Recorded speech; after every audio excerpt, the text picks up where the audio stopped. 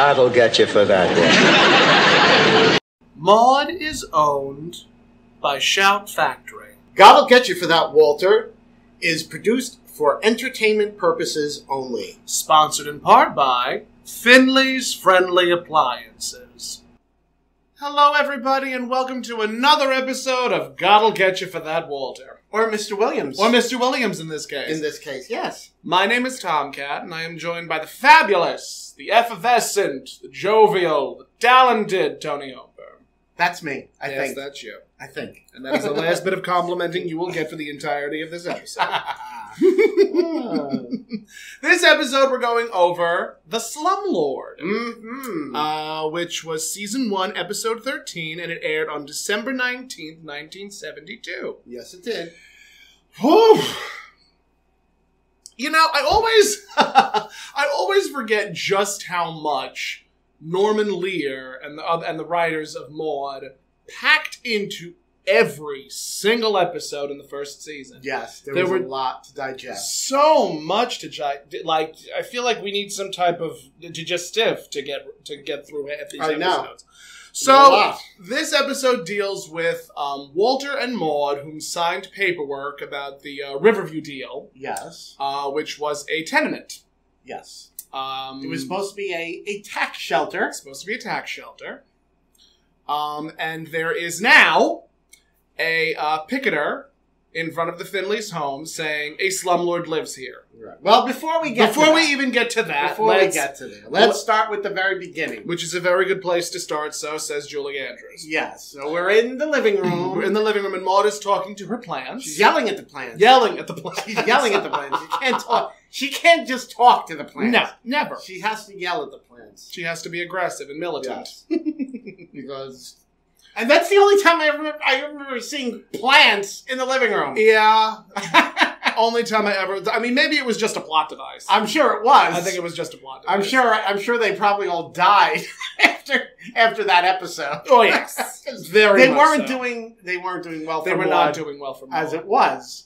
Yes. Which is why she was yelling at them. And she was almost talking to them like a drill sergeant. Oh, yeah. Like, you better shape up or ship out.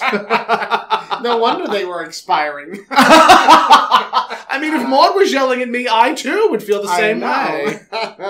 So it is Carol who then comes in. Carol enters. To tell Maude that there is a black man picketing. Yep. So this episode does deal with the disparity between the races and, of course... Race, class. Very much so. Race and class and the social standing of white people in reference to black people. Right. Again, very much an issue during the 70s. I completely and totally blame Reagan and Nixon for a lot of the problems that have happened to black Americans. But again, we can only speak as white queer individuals. We cannot speak for the entirety of the black community. We can't speak for any of the black community. We cannot speak for any of the black community. No. So with that in mind, there is a black man outside picketing that there is a slumlord that lives here. So Carol is trying to reason with Maude, and again, Carol was very again, the logical, very progressively thinking. Very much the voice of reason in this episode. Correct. 100%. Calling out a lot of the hypocrisy going very on. Very much so. Definitely a lot of the hypocrisy going on. So, yes. Carol enters, and, the slum tenement was on River Street. It's owned by a new syndicate. Yes. That was the thing. And Walter Findlay was part of that syndicate. He was one of the investors. Yep. Of that syndicate. That I thought such a strange word to call it a syndicate. Very strange to call it a syndicate. Criminal. It has very much so. Sounds but criminal. I mean, blue collar. We look at that now. This would technically be considered a white collar crime. White collar crime. A white collar crime, not blue collar. Yes. I'm so sorry. Definitely. So, so when Carol explains to Maude that that's why the gentleman is out there with a picket sign, because Walter is a part of this syndicate that is the owners of this tenement, which is a slum. Mm-hmm. That's what's going on. So that, and Maude, of course, is like, is like, Walter, he can't. Walter is if a slumlord lives here, I'll eat him. Right. So, she, when they do figure out that, Walter is indeed a member of this syndicate because he invested in it. The way that Maude described slums was really accurate at the time. Like, there were slums that were very much in disarray. Yeah. Very much unclean. There with roach infestations and rats and all that fun stuff. Very poor, living environment. Very poor living environment, very poor living conditions. And they are usually in places like Harlem, she mentioned specifically. Right. And, as someone who has not grown up in a co-op, I cannot imagine what that type of atmosphere is like. I don't know. And again, just an incredible amount of racial disparity was mentioned in this episode. Yeah. And it's just, it's a sign of the times that as much as times have changed, there are still a lot of things that have not. True. And, I mean, even for queer individuals, there's a lot of queer individuals that find shelter in those types of havens because they're either not allowed to live in a suburban area. At least in the experiences that I've seen, and I've definitely read about queer individuals not being able to find, being only able to find that type of affordable housing. Yeah, well, especially you look at a lot of, gay teens who are, kicked out of the home by parents. As a matter of fact, in Harlem, there's I think it's the Ali Forney Center that B. Arthur donated.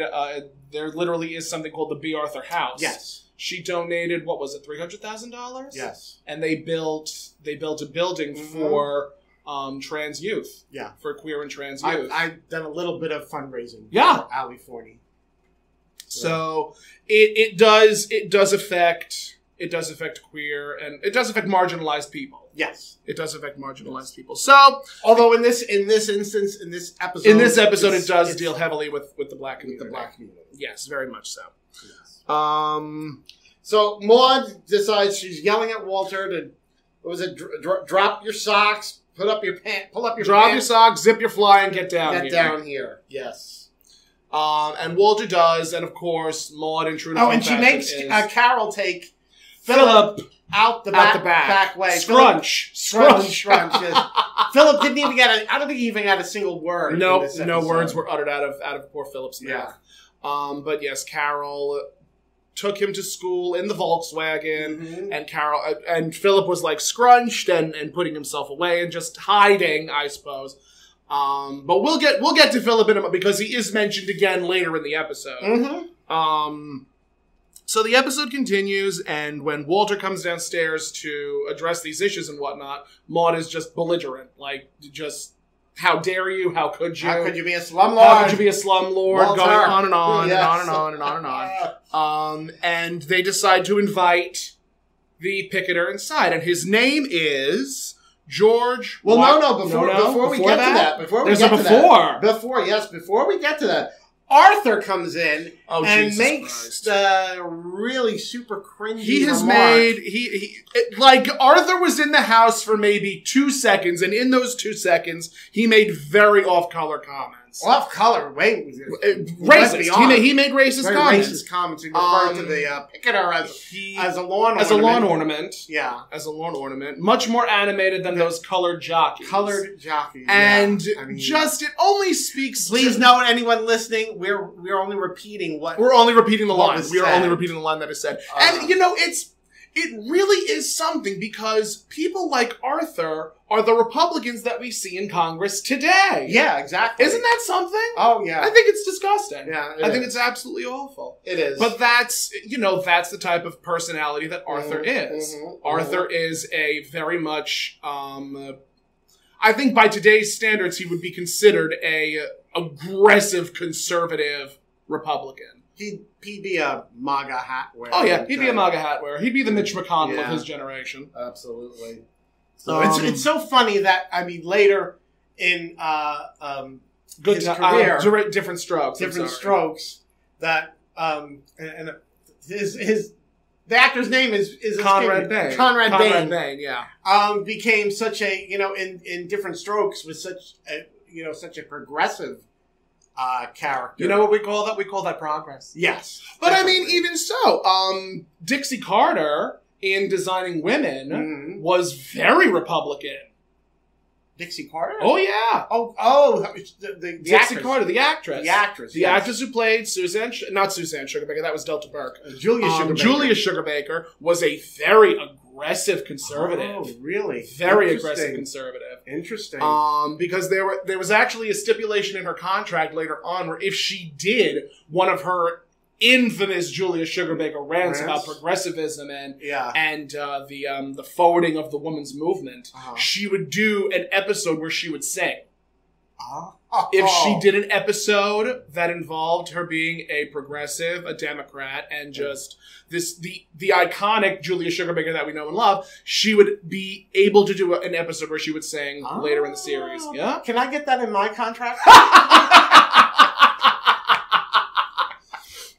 Well, see, it's different because you're not a conservative.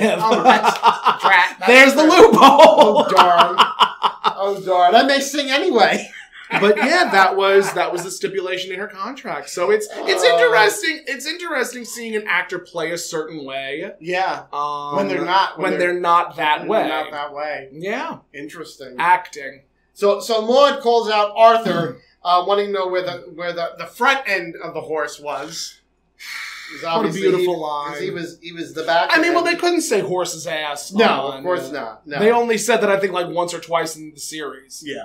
But everything else is like a horse's patootie. Right. Or they would call sex whoopee. Right. They would never use actually those words. But Dan was used a few times. Yes. Yes. And I think Walter went to try to call Tobin to try to get out of the deal. I have it written down. I'd love to feed you to a Saint Bernard. Oh, Yes. that's right, because Arthur says it's a dog-eat-dog world out there. Dog world, yes. Yes. And I think that's about when it gets worse. Vivian called, right? Vivian calls and says that they are the talk They're the talk of the supermarket. Because Maud goes, "Thank you, Vivian, thank you. I knew I can count on a friend to tell me what's going on." Right. So Arthur says before he exits, tell the police, just call the cops. Mm-hmm. And I even have written down, police protect slumlords. Right. Which is true. It's very true. It's very true. It's very true. So there's, again, a lot to unpack with this episode. Yeah. A lot to unpack with this It's funny because it made me think about, remember, on Golden Girls, yes, Dorothy was also a slumlord.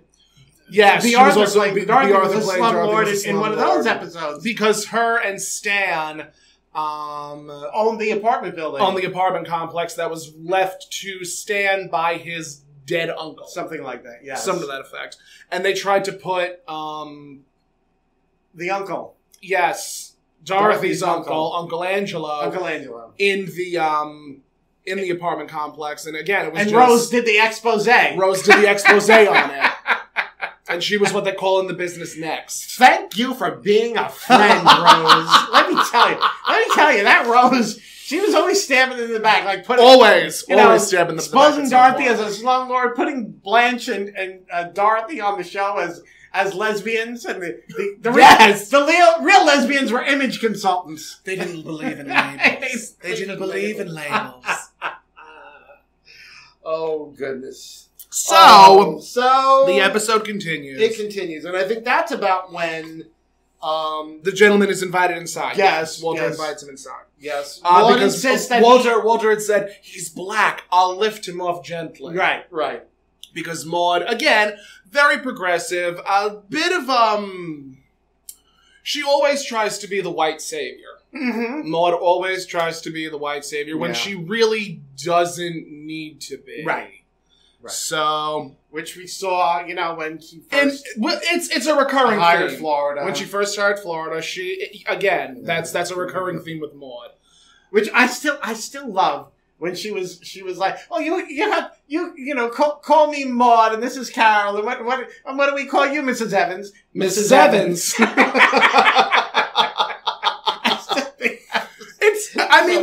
The writers did their homework with what they had. So, actually, I want to address something. Before Arthur left, he was like, that's how business works. Yeah. Men, and specifically men. He did not mention them because women were not involved in business transactions like this. Yeah. So I wish like hell I was able to like write down his entire line, because it really showed I don't want to call it the dark side of business, but it showed how white collar individuals were able to get away with putting their money in these tax shelters. And they still do. Yeah, very much so today. They still do. They're gonna. I swear they're gonna nail him for it. I hope to Christ they nail Trump for this nonsense. I mean, really, do we really need billionaires that can travel We don't into need billionaires. space? We do not need billionaires. You know how I feel about billionaires, Tony. I do not like billionaires. Billionaires in space. I am a firm believer that billionaires should not exist. They just should not exist. Nobody They needs. should. nobody No one needs. No one needs that much that much excess. money. No one needs that much excess. They have more money they could use in like hundreds of lifetimes. Yep. Well, they are literally, Which people only on this earth that are starving. Yeah. It only speaks more to the type of character that Arthur is. Yes. Because there Absolutely. are people like that do exist in this timeline. Mhm. There are people like that still exist like this today. Yep. So I just... Yeah. Oh, my I know. God almighty. So they invite Mr. Williams in, and Yes. and he's pointing out to Walter how there's like a roach in their As building. big as the Volkswagen that Bigger. Carol was driving. Bigger. Bigger than the Volkswagen that then the Carol was Volkswagen driving. Carol was driving, where he saw Phillips, the top of his head scrunched down. Yes. There was one line that tickled me when his name is George Washington Carver Williams. And when he was introducing himself, Walter goes, "You were named after a great man." And Mr. Williams says, "No, I was named after my father. He didn't amount to much." Right. I don't know why that tickled me. I don't know. So Maud enters and she goes, "Oh, hello, Mr. Pickett. Would you like a cup of coffee?" Yeah, she's like so like domestic goddess. Yup. at this point. Domestic goddess. Right? He's like, sweeping in, like very, very Maud-like. Yes, oh, very much so. let me welcome you to our lovely home, and let me offer you, coffee. And just very, Domesticated. yeah, very domesticated. So they all sit down and they have a conversation that pretty much goes over what it is that They've done. Yeah. And even they can't explain it. No. I even have it, I think I have it written down. In our income tax bracket, which isn't all that high, they have tax shelters where you invest money in the tax shelter. They kept on going on in this circle where they just didn't know what it was that they were doing. Right. And I think one of the funniest lines in the episode was when Mr. Williams turns to them and goes, "And we think we got problems." Right. Because it's one of those things where, you have this lower class black individual talking to these upper middle class white individuals, and the upper class white individuals don't know what they're doing. Mm-hmm. It's just really. And I love how they're explaining to him, well, you see, it's like, we take the money and we put it into this tax shelter so that the government can't take any of that money. And he's like, oh, you're stealing. Yeah. Like there was a lot of pointing out the hypocrisy of these like white collar crimes. Yeah. And how they're still happening today just really bothers the hell out of me. It really bothers the hell out of me. Yeah. And I do wish that there was more that can be done outside of, voting for people that would do more positive things for these neighborhoods and for these buildings. That's right. I mean, I do have to say, how many times, and I apologize for cutting you off, how many times have we seen in local news sources, like, oh, this building hasn't been, like, renovated in years, the paint's peeling off the ceiling, the plumbing needs to be redone. How many times do we have to continually see that on the news before something's done about it? You still see it. Yeah. I think we'll continue to see it until the buildings fall down. And that's how we ended up with the problem in Florida. Yeah. That's how the condo was not renovated, the condominium was not taken care of, and it collapsed. So we're going to start seeing a lot more of that, and I do think it's going to happen more and more frequently unless something is done about it. And that's mentioned later on. We'll get to that because I have it written down. I have it written down here. Yes. So now Carol comes back with Philip. She had to bring him home because another little girl called him a fascist pig. Yup. So Even before that, I do want to point that out where Mr. Williams, as Mr. Williams leaves to continue to pick at the house, he says, if you talk to your plants, they'll grow real special. So it was one of those things where it was like, you know, you have this charming individual who's talking to the plants saying, oh, I hope you grow big and strong. I hope like you need to talk kindly to your plants, which earlier in the episode, Maud was not talking kindly to the plants. No. So after that, and he points out that's how they talk to the cockroaches. that's how they talk to the cockroaches. Yeah, so that they'll be big And strong. I guess. I don't know. So Carol has to bring Philip home from school. Yes, classmate called him a fascist pig. Yes. And then as soon as Philip goes upstairs, Florida enters. Silently, we don't hear anything. We hear not a peep out of lines him. from Philip. That's when Florida storms in. And she Quits on the spot. Yes. She actually turned to Walter and says, "Master Slumlord, your faithful old darky is leaving the plantation." Very much a like it's a cringy line, but it was delivered in a very honest way. Yeah. It was delivered in a very honest way, and it only again speaks to Florida's character that this is who she is, and if you're going to insult her by having this slum in your name, then what business does she have working for you? Right. And I think Maud did one of her, Florida, do I look like a slumlord to you? And then Florida delivers again one of my favorite lines. All you slumlords look alike. Yes. Which, yeah. And Maud proceeded to, yell at Walter. And Florida actually stormed back in after having stormed out. And she took a plant. She came back to take the African violet. Pointing out that, it was not a conducive environment for an African plant. So that's the commercial break. Yes. That's when we get a commercial break. Now, when we come back, I have to point out, Maud is wearing the most hideous blue and orange outfit with an ascot. That outfit was hideous. And I think she had on, what was it, blue bell-bottom jeans? No, wasn't it the same color, like orange, same color orange pants? I guess so. I'm pretty sure it was that same... Because that's what they did. They did a lot of contrasting colors. But that was the thing in the 70s to wear contrasting colors. I know, but... Not the greatest in the universe. Like... That outfit, you can actually, stare at that outfit, and then if you looked at, a white wall, you would see the exact opposite. You would then see, an orange shirt with a blue sleeves. Blue vest or whatever. I mean, that was bad. That was like pure 70s fashion. When I used to do when I did Maud Live, I would think about what I could wear, what was it that I could get away with wearing, and I would have this. I would go through my wardrobe and see, all right, what works for Maud? Do I want to do? Because I had this. I think it actually belonged to my ex. This orange man-tailored shirt, and I'm like, maybe I could put something purple or something blue over this and make it really, really, really 70s. And then I was like, nah, I'm just gonna make my wardrobe. Let's keep it easy, keep it simple, keep it light, keep it gay, keep it fragrant. I would actually love to see you recreate that orange and blue outfit. I could do it too. It's just so hideous. I'm just it's so bad. It's good. It's so bad. It's good. Yeah. I mean, but there were a lot of fashions, Carol's number with that beautiful violet showing sweater off that she the girls. So showing off the girls, and she had this high-waisted. I think I don't know if it was culottes or a skirt. I think it was a skirt. I think it was just a skirt. Yeah, I think it was a skirt.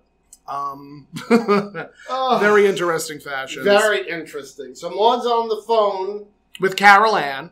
With Carol Ann? I thought she was on the phone with. I thought she said Valerie. Valerie, that's what it was. Valerie. Yeah.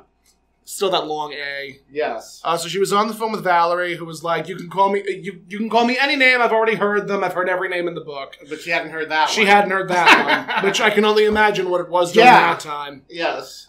That's when Carol comes down, and the phone rang again. Yes. So Maud's pretending to be the answering machine. I love that line. Love that line. It's, hello, this is a recording. When you hear the beep, leave your name and number, and you will be called when I return. You should live so long. Beep. And we come to find out that the building cannot be renovated for under $100,000.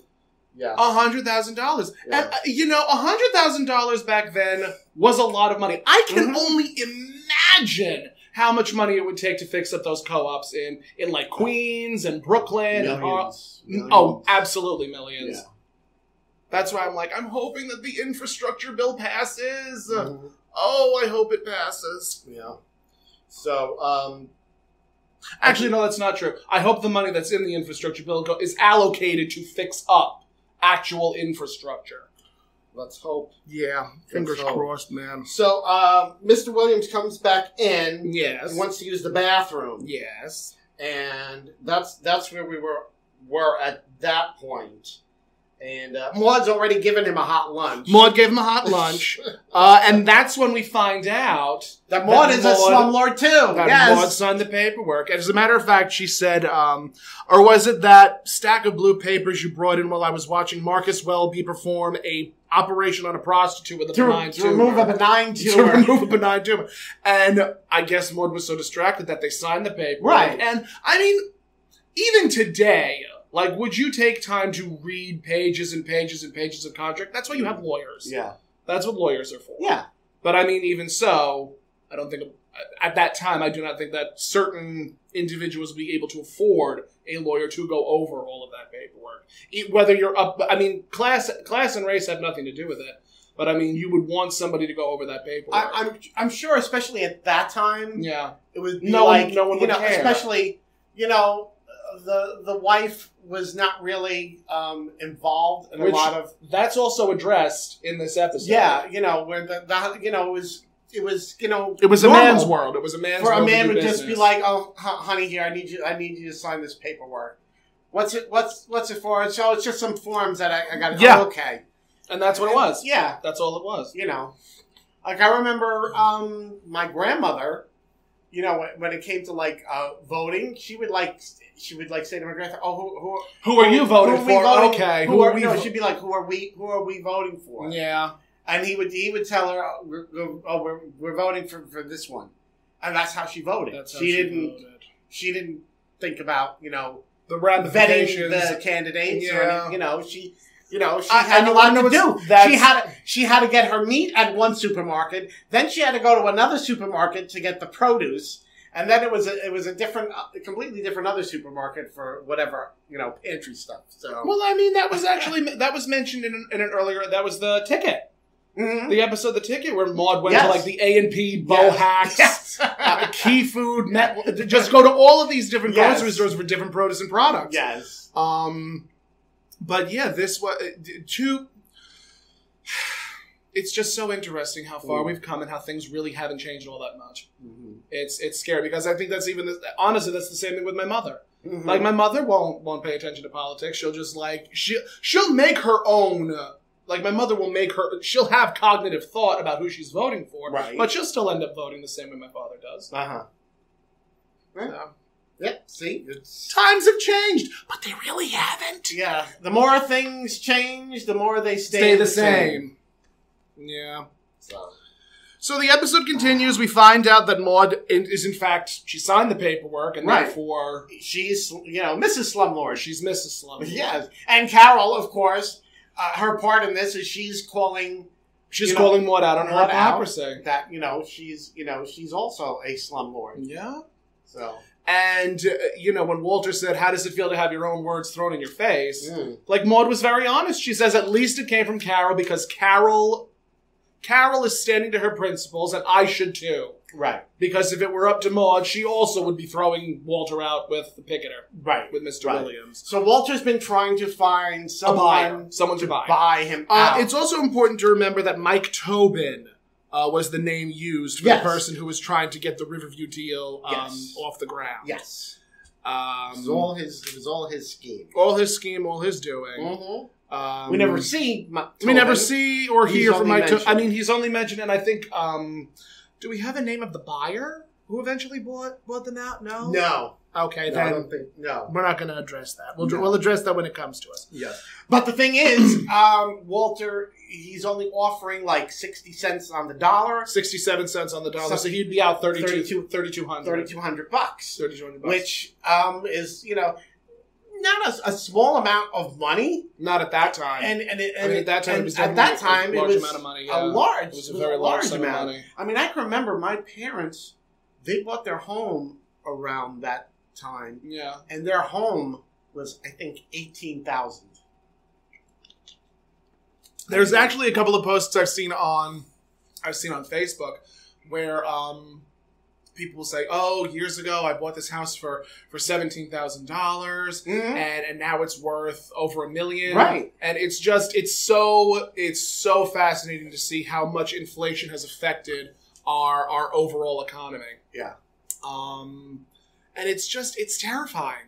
It's so terrifying because what's going to happen in another 30 years? I don't know. What's going to happen in another 10 years? That's something else that needs to be taken into consideration. I see a lot of times where the older generation, they're calling out the younger generation. Oh, you don't want to work for anything, and this stuff. And it's like, but when you were that age, you could work for something, and you can work things one job, were attainable. You can work one job, and you were able to afford a lifestyle that was very comfortable for you on one job. Right. And oh boy, story time. When I started looking, Gather round, children. Gather round. When I started looking for work, my father insisted that I find something with a 401k that has job security, that has all of these bells and whistles attached to it. Uh-huh. You cannot find an occupation like that without a college degree. No, you can't. And it's very challenging. I dropped out of college. Mm-hmm. So it was very difficult for me to find an occupation that I was comfortable enough in where I knew that I would be able to make at least some type of money. Mm-hmm. Unfortunately, my father did not realize, and I've actually had to have multiple conversations with him about this, where you cannot afford to live, specifically on Long Island, in New York, you cannot afford to live for under $75,000 a year. Right. Where you would need to... And what occupation is going to reward you with that much money, where you don't have a college degree? It's very, very challenging. And now even people who have college degrees are having a very difficult time locating work. Yeah. Uh-huh. Yeah. It speaks to the generations prior where it's like, oh, it was so easy for me. You could just walk into a place and get a job. And it's like, that's not how it works anymore. No. That's not how it works. There's vetting processes. There's background checks for even retail positions. Yeah. And these retail positions, I remember I started working in 2009 for $8.25 an hour. Mm-hmm. I started working for, was it $8.25 or $8.50? Regardless, in 2009, my starting salary was $8.25 an hour. Mm-hmm. I think my first year I made $10,000 a year. Mm-hmm. And then the next year I made $9,000. Oh, jeez. And then the year after that I made $8,000. Okay. And it just kept on getting lower Uh-huh. and lower and lower Uh-huh. because my raises were only 25 cents. Yeah, what is that? That's nothing. That's nothing. That's nothing. absolutely nothing. I think my most recent occupation, I was making $13, $14 an hour, Mhm. and I was still struggling to get by. Of course. So it's like, what is it going to take for these legislatures and these people who are creating these legislations to get it through their thick heads that we cannot afford to live on $15 an hour? Yeah. If $15 an hour was the minimum wage, there are still people that would be struggling along, Of course. especially in major city areas and in areas where it's very, very expensive to live. Mm-hmm. So that's why I say tax the rich. Yeah. Tax the rich, tax the churches, get that money circulating. And there's another post that I saw. If you give a poor man $600, it's immediately recirculated into the economy. Right. If you give a wealthy man $600, they can sit on that money. Oh, yeah. They can sit on that money. They can put it in. They can put it into Swiss bank accounts. They can put it into other accounts. Oh, yeah. They can put it into their savings. Right. And it won't be circulated. Right. So it's very. it's very difficult. Like, as I've gotten older, I am definitely starting to see you're either upper class or you're poor. Yeah. The middle class is slowly being it's ground and eroded away. they're putting the squeeze on it, and it's like just And the more these upper class white individuals who are in positions of power, they can make the rules. Yeah. And it's not working anymore. No. And I've seen a number of people who are just like, what is it going to take? What is it going to take? There was actually one that I saw that was, we are at a point in history that is very similar to how the economy was during the French Revolution. Not during the French Revolution. During when Marie Antoinette was in power. Okay. Yeah, that would be the French Revolution. It would be the French Revolution. Oh, thank God. You had it right the first time. History, it paid off. Yes, Go to school, kids. Let them eat cake. Let them eat cake. And although she never really said that. No, I think it was what? Qu'il mangeait de la brioche? I don't know. I think it was something similar. Yes. Something similar to that. And, there was a giant revolution. They just rose as one, as a power of one, and slain them. Yeah. But the problem is, and this is something that we're seeing in very much the present day, is that these dinosaurs in Congress are pitting the poor against the poor. Yeah. Where it's like, it's not our fault. Right. It's the Mexicans who are taking your Yeah. job. It's not our fault. It's the black people who are taking this from you. Mm-hmm. And it's just, they're creating such a divide where it's like, what is it going to take for people to realize that it's not their fault, it's the people in power's Right. fault. Right. They're the ones pulling the strings. Yeah. They're the ones pulling the strings, and to the victor go the spoils, more or less. Mm-hmm. And that's how we ended up with Jeff Bezos and Elon Musk, and these people who are able to make money off of the backs of their employees. Right. And it's not going to get better. It is certainly not going to get better. It is going to get much, much worse until someone decides to say, we're mad as hell and we're not going to take it anymore. Yeah. Oh. Tangential, but appropriate to the conversation that we're having. Very germane to this episode. Very much so. Ooh, an S&T I word. Every episode I have to throw one in. Yes, and I appreciate them every time. Just to make myself seem more astute than I truly am. No, listen, I can say this as someone who's known you for a long enough period of time. You are a very intelligent person. Thank you. Oh my God, I complimented you twice. I in one know. episode. You went back on your word. Does this mean I get to sing in the next episode? Yes, but you have to sing Hard Hearted Hannah. Oh no. Hate that song. Don't die during recording. I promise nothing. So the episode continues, and Arthur comes in. Right, and he's offering to buy. He's offering to buy Walter out for, what was it? 5,500. Now, it's important to note that Maud is trying to also haggle with Arthur, because Maud is a intelligent businesswoman. She understands the value of the dollar. She is a college-educated woman. She has done the thing. But Walter was like, Maud, why don't you go into the kitchen and make us some coffee? And it's like, he doesn't want her to screw up the deal. He doesn't want her to screw up the deal. He thinks he's going to get Arthur to buy it. And, and I guess, because he knows Maud, she's the perfect person to, rile Arthur up. Yes. And so he's like, I think he was thinking, let me get her out of here so I can, schmooze Arthur and he'll buy it and it'll all be good. And even Arthur said, oh, it's a great piece of property. For someone of Arthur's status, who is a doctor, who is able to accrue and afford these things, it would be a great business expenditure for him in his mind's eye. Yeah. So they're going on and on about it, and then Maud re-enters with some hors d'oeuvres and some coffee. Swedish meatballs, for one thing. Swedish meatballs, and I think, pig in a blanket? Pig in a blanket. So Maud is trying, and then she says... She's back to domestic goddess. And then she says, how about, what was it, how about 7,000? Yes, yes. So at least Walter will only lose 1,000. So Arthur goes, I'm sorry, 5,500 is the highest that I'll go. Final offer, yes. And again, it just points out the hypocrisy. What is that? Is that your final answer? Who wants to be a millionaire? Yes, who wants to be a millionaire? Is that your final answer?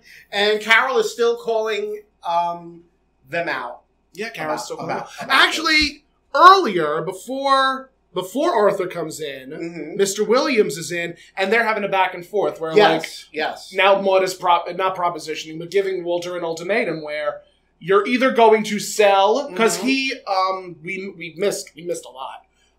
There was a point where Walter was given an offer of 55,000. We mentioned that, where he would lose 3,200. He would lose 3,200. He would lose 3,200. Yes. No, we did discuss it. He was offered 60 cents. But then Mr. Williams comes in and they have the back and forth. Maud and Walter have the back and forth. Yes. Where Maud basically says, you either take the offer or you lose me. Yes. And Mr. Williams says that might not be such a bad proposition. Yes, exactly. Where we get Maud saying, God will get you for that, Mr. Williams. Yes.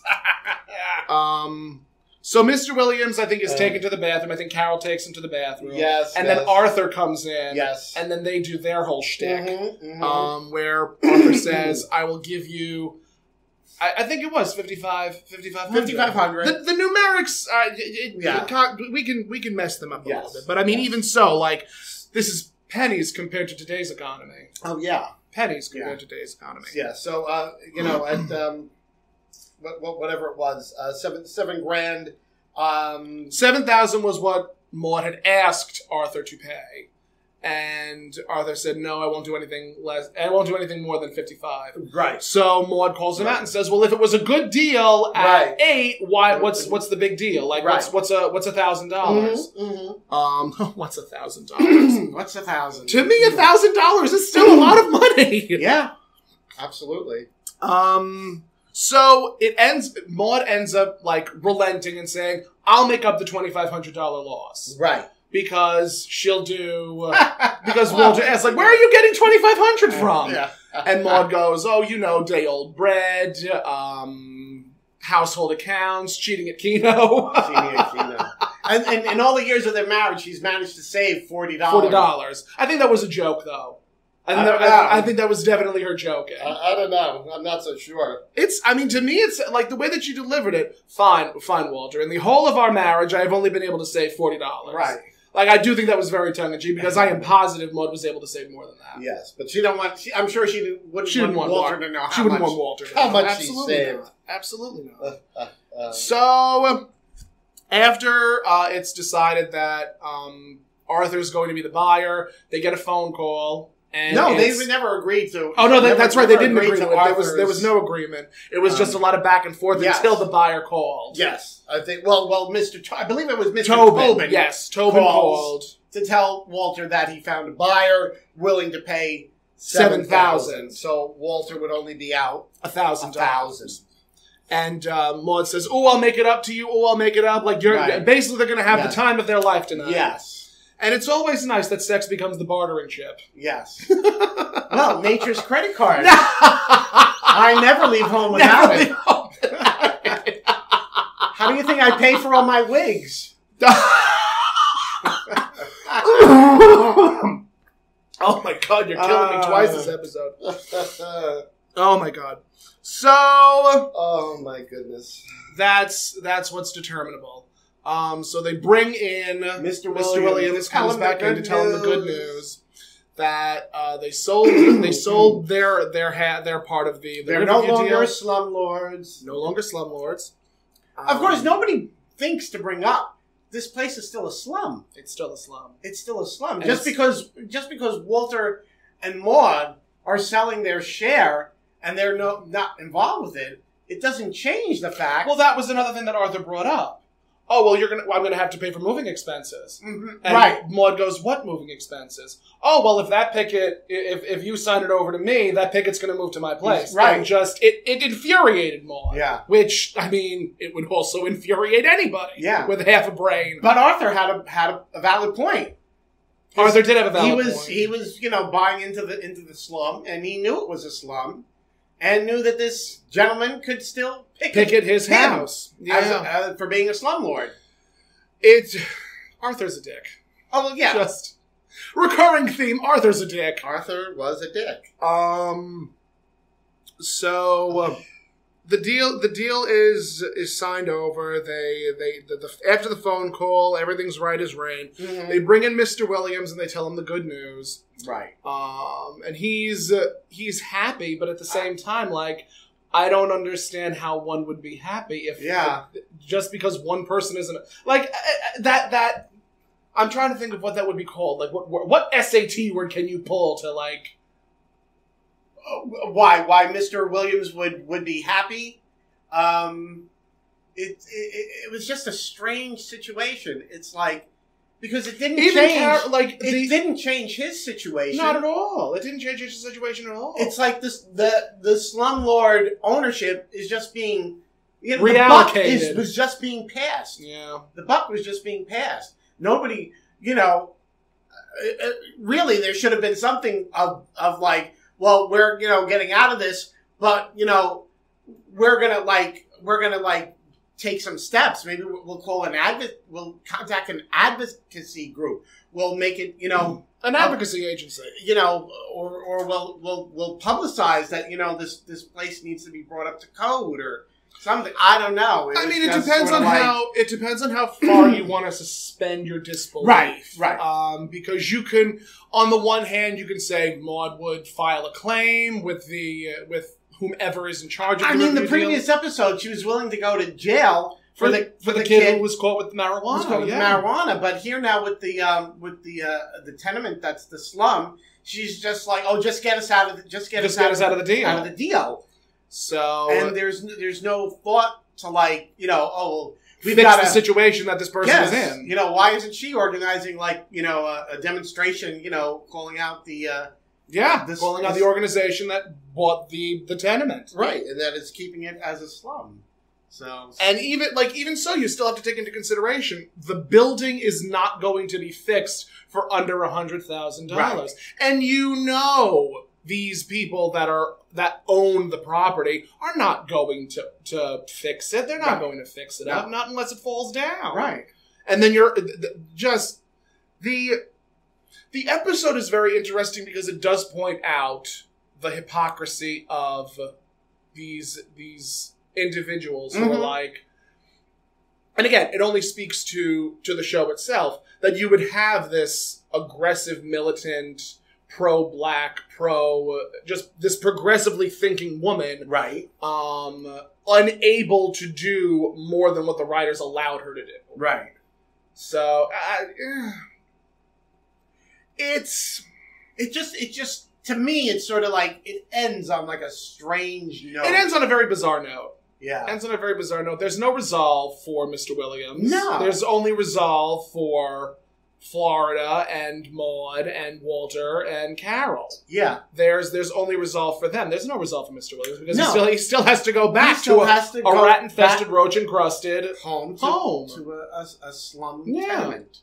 Yeah. It's all, we've mentioned this in previous episodes. It's also very important to note that certain, that marginalized people were just not able to afford housing in certain suburbs because they were just, Smithtown, Levittown, specific. I don't know of many areas like that outside of Long Island, but I do know that in Smithtown and Levittown, you just were not able to afford. You were not able to. Not even you were not able to afford, but if you were black, you were ostracized from those suburbs. Mm-hmm. Yeah, because that was what Mr. Levitt wanted. Right. That was what the person who I guess ran Smithtown at the time also wanted. Mm-hmm. So it's yeah. Well, it used to be that realtors. Yes. As a person of color, they would not take them to certain areas. It's now it's completely so it's illegal. like what other options do they have but to live in those types of conditions? Yeah. I mean, they would just, they would act very illegally. And if somebody would, a person of color was like, I was hoping to, go to, you know, this area. What they'd be like, oh, there's nothing. They would just be like, oh, there's And nothing that's available still, there. you know, that it's so sad that still happens today. Oh yeah, Where I'm sure it does. I remember reading that a black woman was trying to sell her home and she was married to a white male, and or was a black male married to a white woman, and the woman was showing the house, and I think she had to turn all of the pictures down or she would hide the pictures, and she would get a better deal from someone for selling her house without the picture showing. Huh. So I remember reading that story someplace where, oh yes, it's awful. It's absolutely awful that this still happens today. Well, I know because having had to just, you know, recently sell my father's home, the realtor that I was using, she told me that, you know, at least here on Long Island, they're very, very strict now. And she said, you know, a lot of times the realtor licensing board, you know, they'll actually send in people undercover to like see like how the agents are you know, what they're doing to make sure that they're you know, on the up and up. And you know, they'll try you know, try to see if they'll, you know, try to pull a fast one, like you know, telling them, oh you don't want to go to that area or this or do that or this, you know.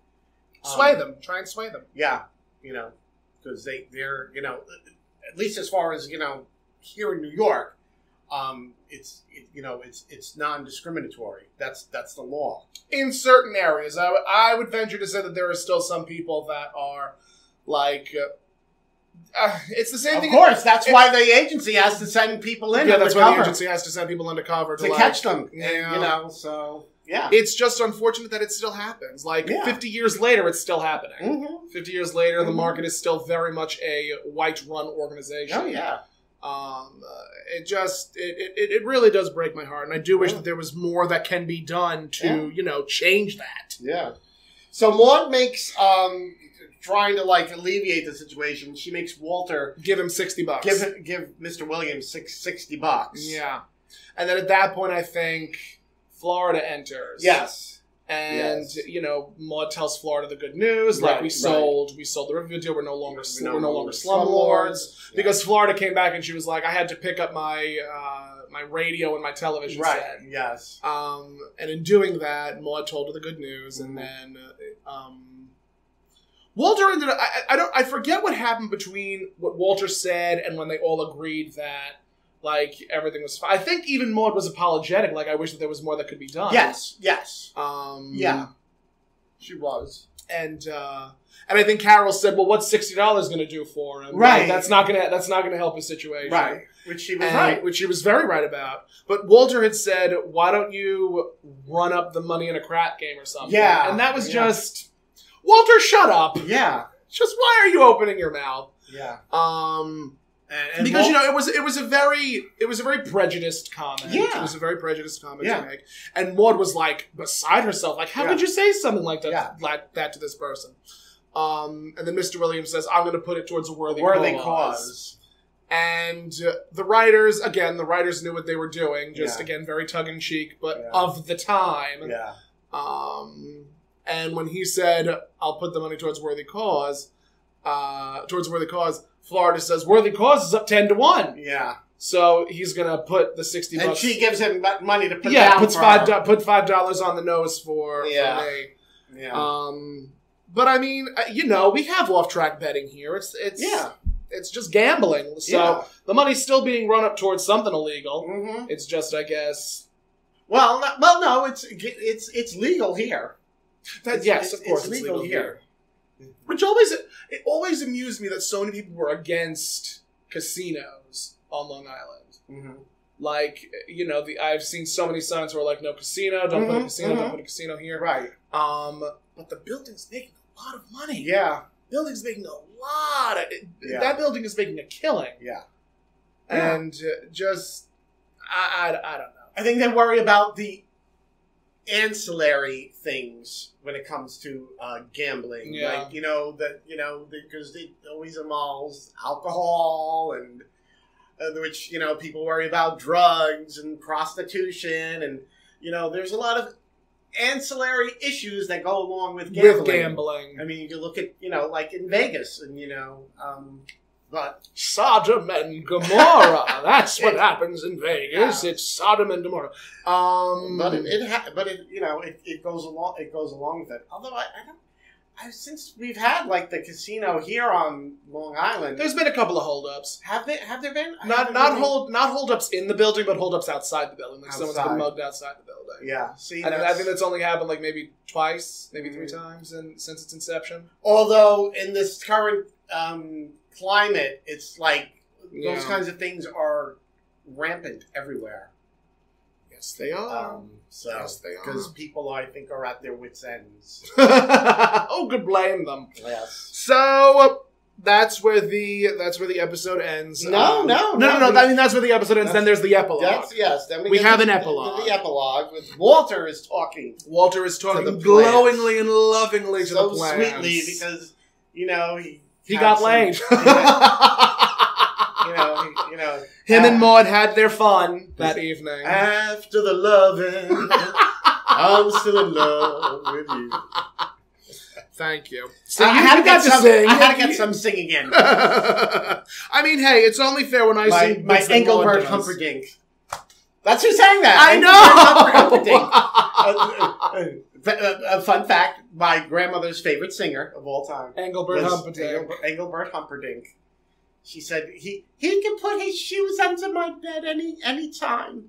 I'm going to use that expression from now on. I'm definitely going to use that expression. So Maud comes down. Maud comes downstairs and she overhears. Yes. She overhears. P.S. That is one of my favorite robes that she wears. That was a beautiful robe. Thank God, because that blue and orange outfit was horrible. It is. I mean, it was of the time. That was what women wore. They wore contrasting colors. God. And I mean contrasting colors. Yeah, you don't get more contrast than blue and orange on the color wheel. Well, good for her. Yeah. Hey, but I mean, that taught me how to color correct. Oh, did it? Mm-hmm. Okay. Because you put orange over the blue and it blocks it out. Oh, I know. Oh, you know. We both know. We've both been there. We both know. I have that written down, actually. What? When, after the deal was signed over and whatnot. Yes. Arthur says something about him not being able to help or that he wasn't able to help. Mm-hmm. And then Maud says, well, I'll say it for you. You didn't help. You didn't help. Because Arthur loves to self-aggrandize. But I think that was just Arthur's dick. Yes. Arthur's a dick, period. That was his role to play. So Walter's preening to the plants, and then Maud comes downstairs, overhears, takes him aside and says, Walter, not in front of the begonia. Yeah. I mean, he's just a baby. Just a baby. And that's where the episode ends. That's where it ends. Whew. Oh my. You never realize how exhausted you are after talking like such politics for an hour. I know. It's something else. And then using such big fancy words. No. Your brain is just so fatigued. Fatigued. But yes, thank you for joining us on another marvelous, marvelous episode of God Will Get You for That Walter. Or Mr. Williams. Or Mr. Williams. As it may be. As it may have been in this case. Yes. If you would like to follow us, you can at Finley's Friendly Appliances on Instagram. You can email us at finleysfriendlyappliances@gmail.com. Yes. If you would like to follow me, you can at ThatTomcat and ThatTomcat.com. And if you would like to follow this gorgeous individual, you can at TonyHolmperm.com. And also, don't forget, people can listen to our podcast. They can follow us on Facebook at God Will Get You for That Walter. Yes. And on most of the streaming platforms, including, say, iHeartRadio and Apple Podcasts. And Spotify, and Pandora. All at God Will Get You for That Walter. Yes. And on YouTube as well. That's right, we're on YouTube at God Will Get You for That Walter as well. God Will Get You for That Walter. And we'd love it if you would subscribe to us. Like, subscribe, chat with us. Yes. We're all about communicating and stuff. We're lonely. We don't hear from you people. We only have each other, and that's not enough. No, it's not enough. It's not enough. I'm sorry. Oh my goodness gracious! But we will see you again. We won't see them. We won't see them. Son of a bastard. They'll hear us. You'll hear us again on another episode of God will get you for that, Walter. Have a wonderful day, kids, and we'll hear you soon. You'll hear us soon. Bye. Bye-bye.